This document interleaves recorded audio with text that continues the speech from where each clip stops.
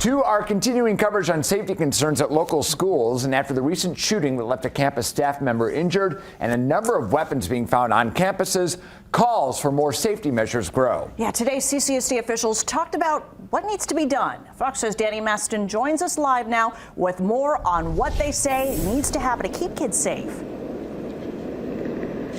Jacqueline and John, with just 8 days left of the school year, school officials and local law enforcement are honing in on some new safety measures we could see implemented by next semester.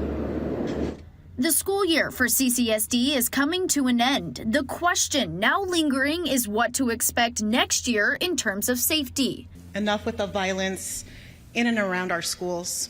Looking to make changes and provide a better sense of security, the district is looking at 3 different options for next semester. I've asked the legislature for $21 million so I can hire more police officers onto our schools.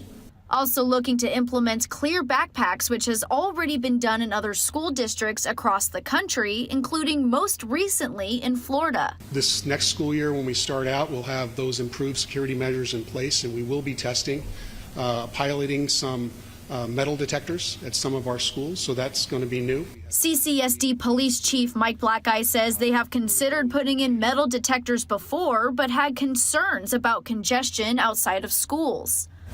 With the increased technology in identifying compressed metals through some of these walk-through metal detectors at amusement parks.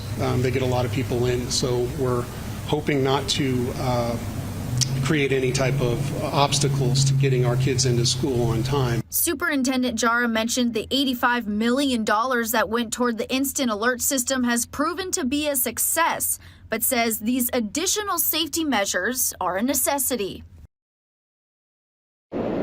CCSD Police says it has 2 officers patrolling at each high school and has 6 K-9 officers that help with random searches inside the classroom. Reporting live, I'm Dani Masten, Fox 5 News, local, Las Vegas.